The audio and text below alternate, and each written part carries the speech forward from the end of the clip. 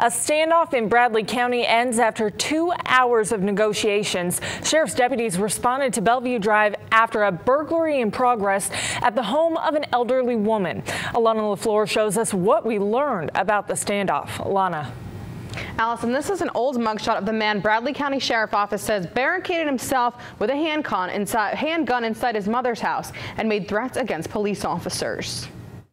Around 12:30 Saturday afternoon, the Bradley County Sheriff's Office says an elderly woman called 911 about a burglar in her house. Police found Michael Long inside with a handgun. Sheriff Eric Watson says Long pointed the gun at an officer and barricaded himself in a back room. He's making a lot of threats to citizens in the subdivision as well as law enforcement. According to Watson, the woman who called 911 is Michael Long's mother. She made it to a neighbor's house unharmed. A relative told us Long, who was in his early 60s, lives here with his mother, and she didn't know it was him in the house. That relative says the mother is shaken up. There's been some family issues, and today, I guess the mother just didn't know he was going to show up. When deputies arrived, they say Long didn't seem to be in a clear state of mind. He did appear to have some issues. I don't know what those issues are. It could be mental, it could be drugs. However, he wasn't talking as a normal, stable person. After about 2 hours of failed negotiation attempts with Long, the SWAT team gassed the room he was in. He ended up coming out.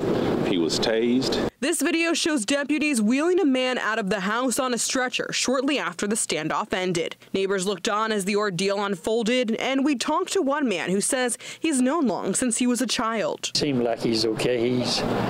Seemed like he's religious like and everything, and he's okay. He just gets off on the wrong track sometimes.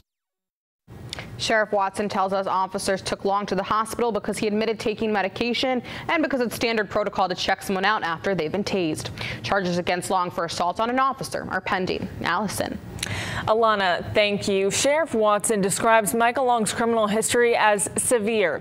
In the past, Long has been arrested for assault on police, domestic charges, aggravated assault, stalking, public intoxication, and resisting arrest.